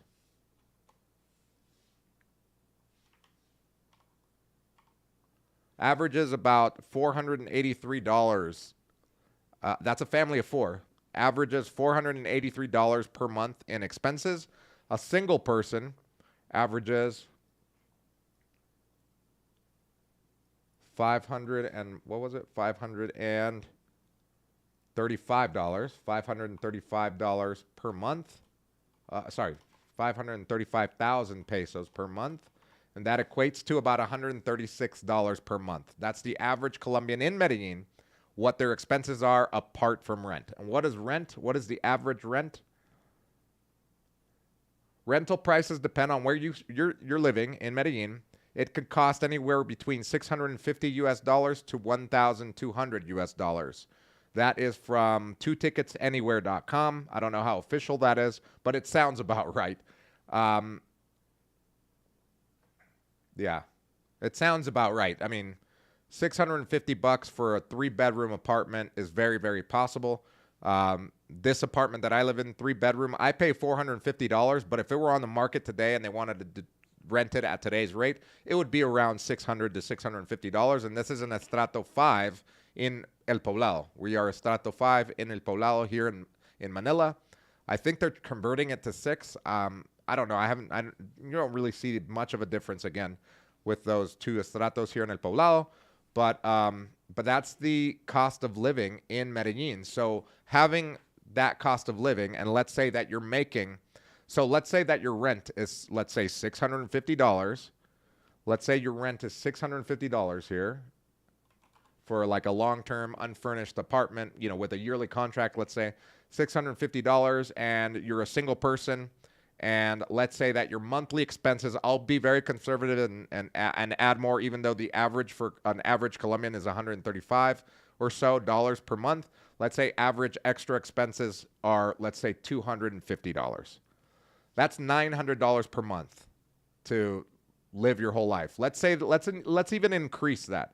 Let's say that you're spending here to live your life, $1,500 per month. If you've got a $2,000 budget, you're still saving $500. If you've got a $3,000 budget, that's way lower than what you make. So you're spending $1,500 to not on rent and to do the things that you love to do in life here. You have a lot of wiggle room there to do extra things, which means that you could either do one of two things, and this is what some of my expat friends that live here do. They either work less and maybe make less money, but they don't have to make more money to live their lifestyle, or they work just as hard, make more money, and then make more time to do other things. And that was the route that I took. I don't work less. I actually do more. I work all the time. Every day I'm doing something towards something in one of my businesses because I want to make more time. I'm going to have a kid now. I want to have a lot of time free so that I can help raise the kid and help educate him, help him through sports. I can't wait. I'm very excited about that, but I can't ever see myself working a 9 to 5 and being able to do that. So that's why I work even harder now. What's up, Colombian Spanish? What's up? Colombian Spanish was, he's an English teacher. Colombian Spanish is a Spanish teacher living in Medellin. Check him out. He's right there in the channel. Check out his channel. He has some videos as well. I love the creative and collective you can find here, groups and communities for everything. That's true.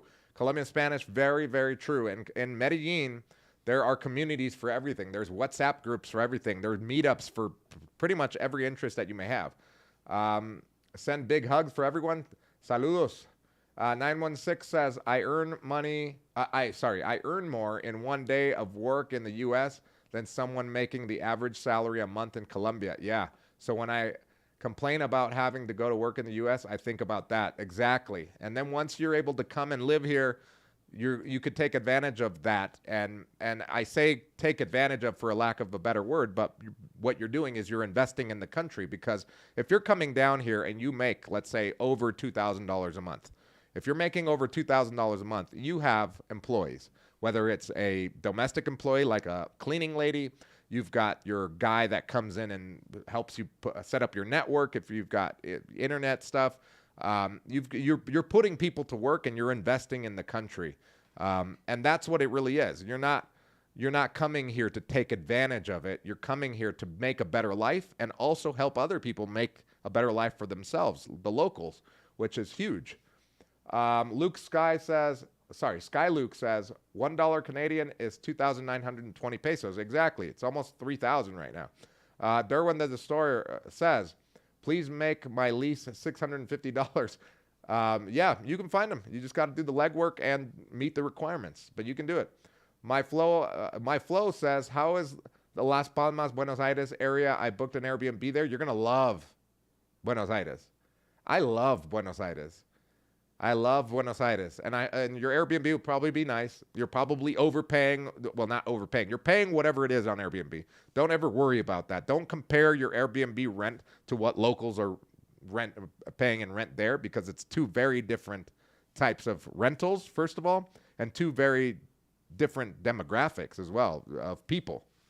But you're going to love Buenos Aires. I loved living near Buenos Aires. I lived in just below it, I think it's called La Castellana or La Candelaria, right? Yeah, in downtown. That's where I lived.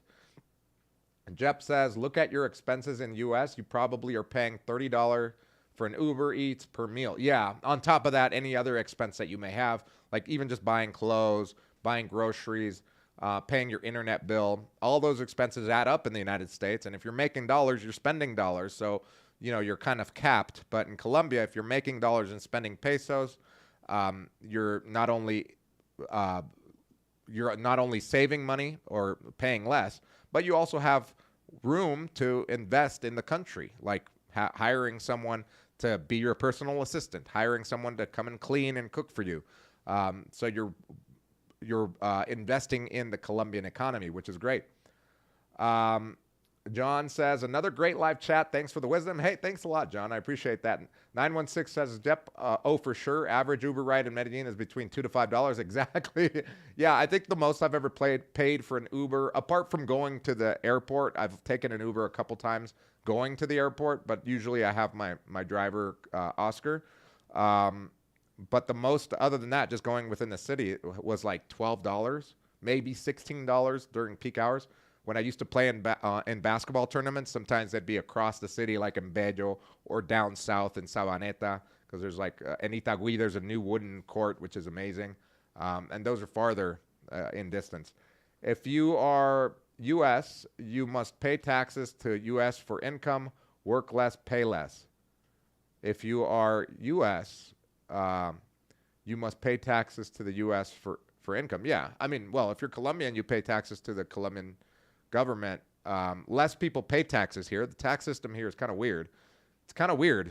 I guess there's a threshold, like in the United States. If you make below a threshold here, you don't even have to declare taxes. And it's basically like 90% of Colombians don't even declare taxes. Yeah, I don't even know in percentages. What is that, guys? So out of the 50 million people that live in Colombia that are Colombians, 2 million of them report taxes and 1 million actually pay in taxes. So imagine only 1 million people out of 50 million people are paying into the Colombian tax system. That floored me when I heard that. And then when I realized that I was one of the 1 million, I'm like, what kind of chump am I? No, just kidding. I gladly pay my taxes, man, because I've been broke before. I don't ever want to be broke again and be like, I don't need to pay taxes. You're not winning there. You're not winning in life. Her Greatness says, I plan to retire. Good. I am retired. I am retired. I guess I kind of live a semi-retired life, but everything that I do for that I do for work, that I guess quote unquote work that generates money, is stuff that I like to do. It's not stuff that I like, oh man, I got to wake up today and I got to deal with this, or I'm doing this. I've cultivated, or I guess I've designed a lifestyle where my interests, my passions are the way that I make money, so I don't feel like I'm really working and stressed out. I'm 43. I don't have gray hair. I haven't lost all my hair. Guys, I've been thinking about getting the hair transplant once I start losing more hair, but I see the widow's peak coming up in here. So I think I will do that. I mean, imagine a bald me. I'm not an attractive guy per se. Let's say, call a spade a spade. But imagine me bald on top of that. Dang it. No, can't have that. I'm retired mentally already. You're retired mentally. You just checked out. I just need to finally make the move to Medellin. True. 916. Yeah, it'll come, man. Everything comes in due time, man. And it happens for a reason. I honestly believe in, that in life, that everything happens for a reason. We have to make the best of it, and we have to have positive attitudes. And if you're ever down here, just hit me up, man. We'll have a coffee. We'll have a beer. Okay, so that was number 4. Sorry, that was number 3. Number 5. The number 5 reason why I love living in Medellin is the people. Number 4 is the true freedom I feel here. Number 3 is the cost of living / quality of life in Medellin. And number 2 is my work-life balance. I touched on that already, but as many of you know, because you're either living in the United States or the UK or Canada or Australia or any other, I guess, developed first world country, the work-life balance can be kind of off scale, right? Like you're working more, you're more stressed out than having a balanced mental health state, a balanced time to do the things that you love to do. Having a good balance is something that everybody is seeking in the United States, and that's why they want to make more money. We equate making more money with a better work-life balance, and a lot of the time it doesn't work that way, because usually if you're making more money, you're having more responsibility. If you have a job where you get a promotion and you're making over $100,000 a year, your responsibilities are probably higher. Your stress level is probably higher. You're probably spending at least an hour or 2 if you're in a major city in traffic. So, your 8-hour work week could actually be a 12-hour work week with, measuring in lunchtime, with traffic time, with any errand that you may have to run, and you don't actually have a good balance. You're basically working for the weekend. And if you can relate with that, let me know in the comments. But here in Medellin, I'm not talking about the regular Medellin person, because the regular Colombian does have those struggles, right? They have to go to work. The work weeks here are long. They're 42 hours. They're not 40 hours. They used to be 48 hours. They just recently changed it to 42 hours. So imagine people working 6 hours a week, 8 hours a day. 6 days a week for 8 hours a day, but including a commute. And because people are taking public transportation, walking a lot, they're out of the house for like 12, 14 hours. And sometimes even working on Saturdays as well. Before, it was like that was the full work week, was working on Saturdays as well. So in Medellin, the normal or I guess the average Colombian does have that struggle. But I'm not talking about the regular Colombian here. I'm talking about someone that lives in the United States, that has a way to make money in the United States and comes to live here in Colombia, in Medellin.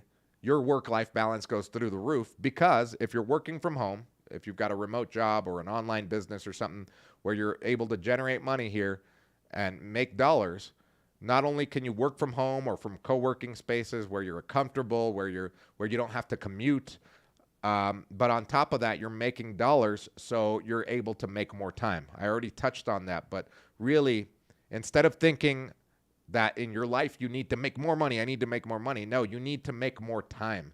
If you start thinking that way, then you start getting more creative with your lifestyle design. That's what I've done, and what I continue to do is to design a lifestyle, including my businesses, that will allow me to gain more time, more freedom, more balance. Or I've tipped the scale over on the healthy side as opposed to the work side. When I was broke and I started my digital marketing business and I was an English teacher here, I would work, between 4 to 8 hours a day as an English teacher, depending on my schedules. And then I would come home and work until 10 o'clock, 11 o'clock at night, and then do it all over again the next day. Wake up at 5 in the morning, give class at 6, 6 to 12 or 6 to 2, etc. And my work-life balance was not as balanced, right? My life wasn't as balanced. I was more focused on generating some sort of an income to support myself and start a business, so that in the future I could leave the teaching job and just focus on the things that I love to do. And that's what happened over time. And now I've created this, or designed this lifestyle where I have time and I can do the things that I want to do, because I worked really hard on developing systems for my business, developing employees that can be trained easily, and anybody can fit into a system, and I can generate money even if I'm not there full time. I literally can work maybe 2 hours a day on my digital marketing agency and still be able to prove great results for our clients, and also make the type of money that I want to make to be able to invest in the future, etc. So that's what I say what I mean when I say I love my work-life balance in Medellin. I know that it's not going to be the same for everybody, especially like locals that do struggle with having a regular job. But if you are making dollars and you come from another country, and maybe you have an online business or a remote job, your work-life balance will be better than that of if you're doing the same thing in the United States, for various reasons. One is the cost of living and the quality of life, but on top of that, there's always something to do in Medellin. Colombian Spanish said it in a comment. He said that you can find a group for everything here, and people are very social in Colombia. So if you like tennis, you'll find a group of tennis players, both Colombians or foreigners, depending on what you want to be around. But you can literally be surrounded by Colombians that love to do the thing that you love to do, and you're meeting new people, and you feel like you have a healthier work-life balance here. And that's that sentiment resonates within the expat or immigrant community here. It's not something that I only feel, but it's something that all of my friends that have a very similar life and lifestyle to me say, that back in their home country, they were always stressed out. Even though they were making the same amount of money, or even maybe more money back in their country, working at a corporate level or with their business or whatever it is, they felt like they didn't have this community, they didn't have this healthy work-life balance as opposed to what they live here now. So again, I think it just depends on the person. But if you come to this country and to this city with that mentality, you can definitely design your life to be more balanced, healthier, and ultimately fun. I mean, it's so fun. Her Greatness, I'll see you later. Thank you so much. John Knox says, my rent just gone up 10% and I can't find anything cheaper here in the UK. I'm being priced out of my own country. Wow. Sorry to hear that. That does stink. That's not fun, but hopefully everything will pan out. It usually does, man. Life works in great mysterious ways, and you'll find a way. Okay, so that was number two, the work-life balance. I'll recap. Number one is the people. Number five is the people. Number four is the true freedom I feel here. Number three is the cost of living and quality of life. Number four is the work-life balance. Number two is the work-life balance that I have here. And number one is the Medellin vibe. That is my number one thing that I love about here. And I'm going to try to describe it and make you feel what I feel in Medellin. But the best way that I can sum it up is the Medellin vibe, because it really is that. As soon as you touch down at the airport and you take the taxi or the Uber or the bus ride into the city and you come out of Las Palmas and you see the entire city, you just feel the energy in the air, the atmosphere that Medellin has is something undescribable. I can't really describe what it is, but it's a vibe. It's a culture. It's a way of life here in Colombia, in Medellin, where if I'm out of the city for even just 2 weeks, I start missing it. I start getting homesick. That never really has happened in my life, anywhere that I've lived, where I leave for a while and I was like, man, I'm homesick now. Like I never expected that to happen. Actually, when I got deported back in 2010, I thought that I would be moving around from cities to cities, but I would never really find a home because California was my home. Southern California was my home. Huntington Beach at the time was my home. All of my friends, all of my contacts, everyone that I love was there. So I never thought I would find a home, but Medellin became that home for me. And anytime I leave the city, I feel like I miss it. From the food that I eat here, from my friends that I have here, from my neighbors that I have here, from the employees that are also my friends that I have here, to my girlfriend that is pregnant now with my kid. All of that makes Medellin a vibe for me. On top of that, every day there's something for me to do that will allow me to be social, that will allow me to meet new people, whether it's going to the bar, going to the cafe, joining my friends in my little chess club for chess where we invite new people all the time, to the Medellin Masterclass, to the Medellin Buzz channel where we have these monthly meetups. There's always something that I look forward to, and that's the way that I've designed my life in Medellin. And this is proof of it because I go live every Wednesday at 6 p.m. and every Saturday at 6 p.m. Rain, sleet, snow, or shine. It doesn't matter. I will always be live, but I'm always looking forward to that. I love doing this, so there's always something for me to look forward to. So that has increased the vibe of Medellin for me. It's like, how can I say this? It's when I was a kid, I loved going to school. The reason why I loved going to school was because when we didn't go to school, we had to go to work with our parents, and that sucked. And we hated that as kids. We would get so bored at the swap meets, at the flea markets. There's nothing for us to do.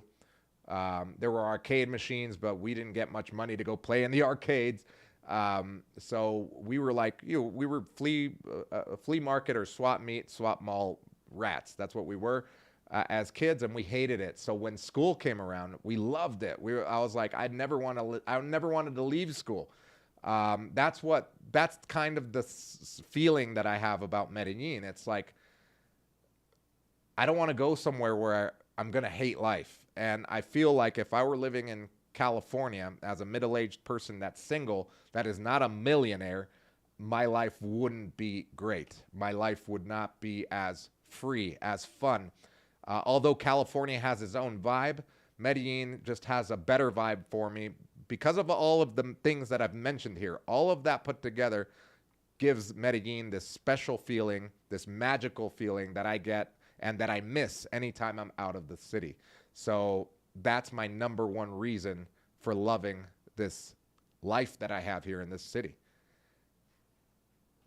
The weather vibe is wonderful, but I love the weather. My number one, yeah. The weather plays into this whole vibe. It's like the weather is just one facet of this complex thing that makes me love living here. And it's a unique thing that happens to me because it's my experience, but I think it happens to a lot of people, maybe in varying ways. But for me, it's very unique because, yeah, the weather is amazing. I love it. There's no doubt that I love the weather here because it's pretty much perfect for me. But on top of that, you have the people that are amazing. On top of that, you have the low cost of living and higher quality of life that I can get in my Estrato 5 neighborhood and Estrato 6 neighborhoods that are around here. The expat community that we have here, I love it. The new tourists that are coming in town that go to the same bar to watch football that I go to, all of that combined, on top of that, the fact that I've been able to form a circle of friends, local friends. We do board game night. Oh, we had a board game day today that I missed, but all of that I love. So it's very special and very unique. I'm not saying that everybody feels that way when they come here because not everybody lives here 14 years, right? And maybe not everybody likes to live in a valley in the mountains in a bigger city, I guess. There is hustle and bustle here. I love it. For me, this is paradise. Hey, Ken Covington, thank you so much for the super chat. Appreciate you, man. Do you feel like Americans are actively targeted for robberies in the streets or via dating apps? I think more so dating apps. The small percentage of people that have been robbed obviously have been foreigners and they were targeted. On the streets, I think it's the street crime is more opportunistic. It's not as planned out. It's not premeditated. Whenever there is a premeditated robbery, it's because someone was pointed out that maybe they're wearing a Rolex at a bar and it's their second day, and the people that working in the street selling the chiclets saw them and they told someone to come here with a gun and rob them. Those are the type of premeditated crimes that happen, and those are very, very easy to avoid. Just don't wear a Rolex in Medellin, or anything flashy for that matter. So no, I don't think Americans are actively being targeted by street robbers. On dating apps, they were last year. We haven't had any incidents this year, but the year is still young. I'm sure there'll be somebody somewhere getting drugged and robbed at some point this year. It's something that I think, unfortunately, is inevitable because there are so many people coming here, about 1.6 million last year. Out of 1.6 million, not everybody is abreast to all of the information on the internet. Some people are just coming here for bachelor parties, and the only thing they know about Medellin is what their friend that put the bachelor party together told them. So they're not watching YouTube videos like DC Born Rob's channel, my channel, AK's channel that is giving good information and warning and tips, etc., on how to move down here. So unfortunately, there'll be people that are going to filter through, that are going to come down here, get on a dating app, and realize that, wow, all these women love me and they want to meet up with me. Oh, and they're inviting me over to their house, or they want to come over on the first date and have a few drinks with me. Dang, I hit the jackpot. I love Medellin. And then they get got. So I think that's inevitable with so many people coming in here. I hope that it lowers in numbers. I think it will lower numbers because there is more information out there, and also The government, both the U.S. government and the Colombian government, are giving warnings to tourists. On top of that, the increase in security through the new mayor is going to make things better, hopefully. I do believe it will get better, and we'll see that by the end of this year. We'll do the end of the year recap on this channel. But yeah, good question. The vibe in Medellin is nothing like I've ever experienced. It's because of the people. The vibe is why it is. San Francisco used to be like that. Yeah, when I lived in the Bay in 2006 or so, 2005, 2006, the vibe there was so cool. The Bay Area was so cool. In the 90s, 80s, 90s, and 2000s, but since the people left, it's a ghost town. Dang. Yeah. John Knox, I'm seriously thinking of asking my boss if I can remote work all the time from another country, but not confident of a good outcome, but I can always explore other options if they say no. Yeah, John Knox, you can only ask. You can never go wrong with asking, and maybe not asking for like full-time remote work. What about just 3 months out of the year? Like, start with that. Like, can I remote work for 3 months out of the year? That would be a hell of a big difference than 100% of the time being in the UK. And then gradually, if those 3 months work out, he might be like, oh yeah, well, you could take the whole 6 months or the whole year. You're doing a great job. It's still working. Mike Morrison asks, is it legal to carry a gun in Medellin? Yeah, you can legally get a gun license here. There's a lot of, I guess, red tape and bureaucracy, but you can. I only know one person in my 14 years here that carries a gun, or that has a gun, a license to carry a gun. And he had a business which was like a luxury car business, transportation business, and he needed his driver to carry that gun for security because he was taking like high profile people. That's it. Mike Morris, much respect. Thank you. No worries. B2 says, I left the San Francisco Bay in 2010. Really? Yeah. Things have changed, right? Things have changed a lot there. It's too bad because it was a great place to live. All right, so that's the top 5 reasons why I love living here. I'll recap them. Number 5 is the people. I love the people here. Number 2 is the true freedom that I feel here in Medellin. Number 3 is the cost of living and the quality of life. Number 2 is the work-life balance, and number 1 is the Medellin. And number 1 is the Medellin vibe. I love the vibe here. So yeah, it's amazing. It's so fun. James Jones, what's good? Thank you so much for the super chat. Hit that like button. Here's 5 for the pola. I'm not drinking polas today though. I might have one while I watch the late football game. I think I don't even have beer. But I got my Christmas gift, my birthday gift.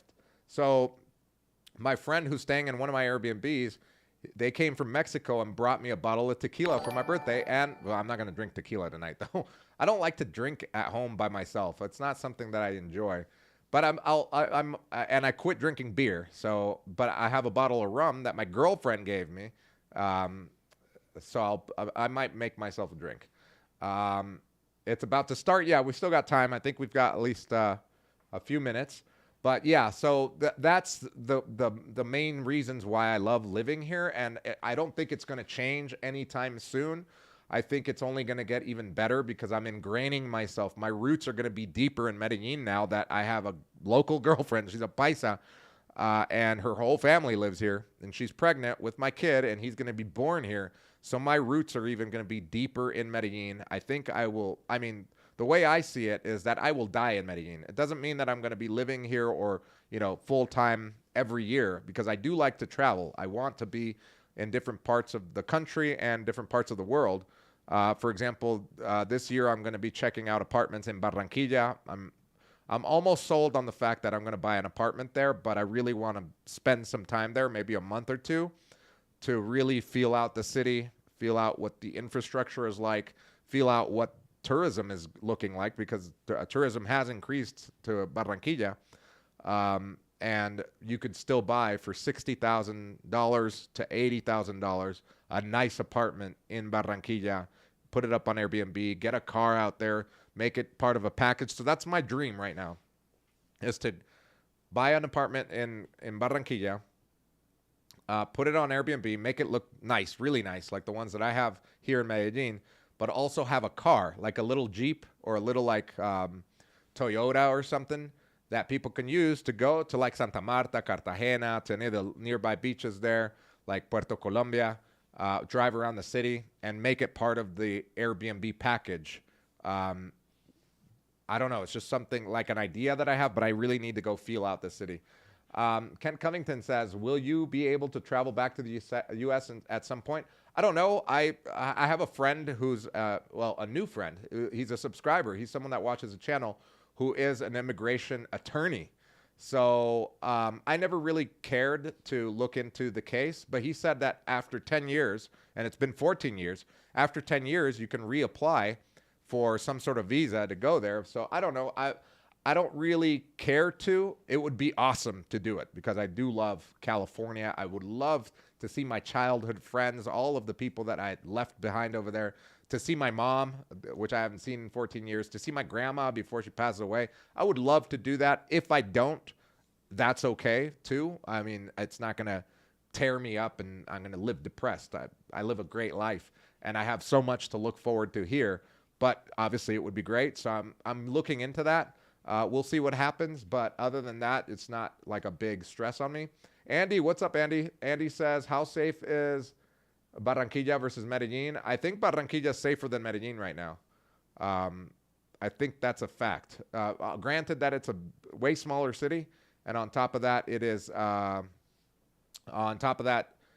a hotter city. So it's like not a lot of people are out there. There's not a lot of tourism. And yeah, I see it as a safer city right now than Medellin. I think Medellin will get safer, but we'll see. We'll see what happens. But yeah, I'm looking forward to going. I'm going to go to Barranquilla for the Carnaval de Barranquilla. That is going to be on the 9th of February. And I'll be doing a live on Saturday with my brother. I'll be doing a live with my brother who's been living in Barranquilla now for a year. So he'll give us his take. He's how old is my brother? He's 11 years younger than me. So he's 32 and he lives with his fiance in Barranquilla. And I'm going to interview him while I'm there and I'll be live and that's going to be the 10th of February. That'll be fun.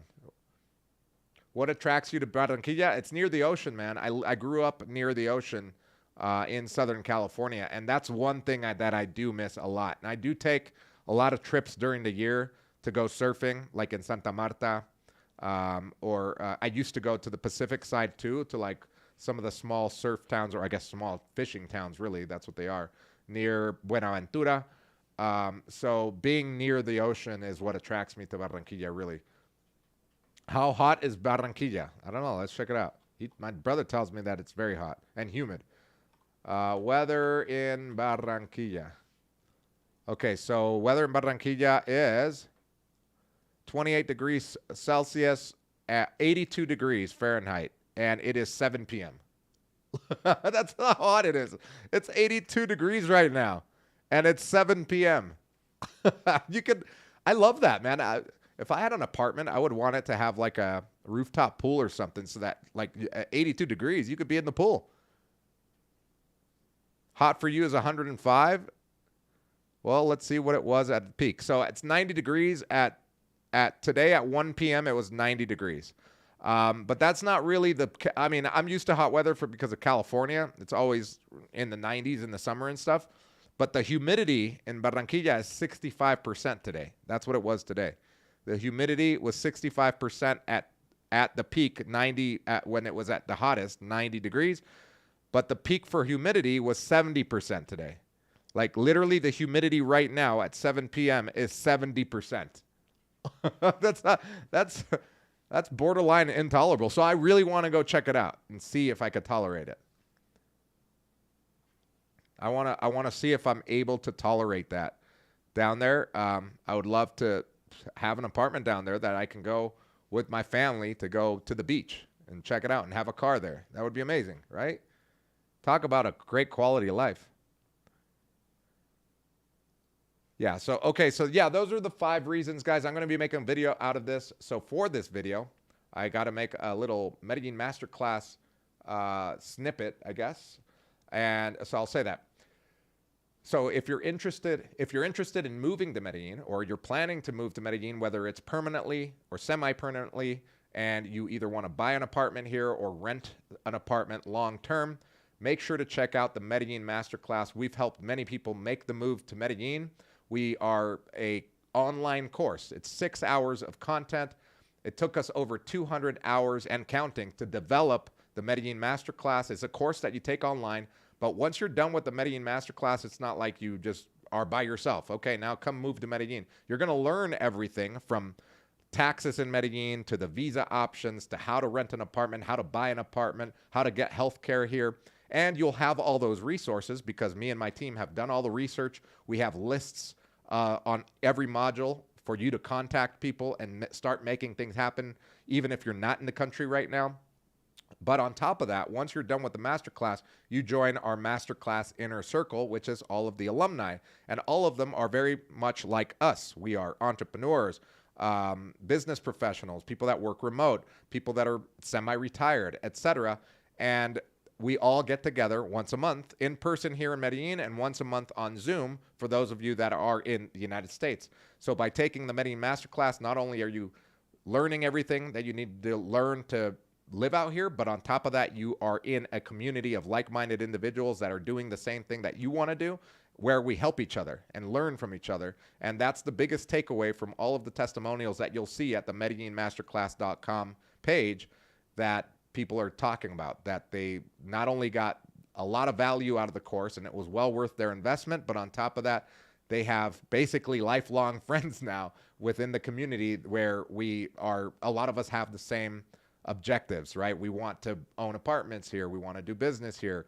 We want a better life. We want to go hiking. We want to play basketball. We want to do different things to not only expand our knowledge, but also expand our level of happiness in life. And that's what really it comes down to. So if you're interested, make sure to go to the MedellinMasterclass.com where you can book a 15-minute call. We don't just accept anybody into the Medellin Masterclass because it's not for everybody. We need to talk to you. A 15-minute call. It's a consultation, and then we decide whether it is for you or not for you, and then we go from there. That's it. Don't forget to hit the like button and the subscribe button if you're not subscribed to the channel. I make videos constantly, and I go live constantly, and we do in-person meetups, so I hope to see you in Medellin sometime soon. Hey, Kay, what's good? I went out for breakfast with a few of the masterclass guys this morning. Oh, I didn't know that. You guys went for breakfast? I couldn't have made that anyway, but yeah, that's what we do. We do things within the community.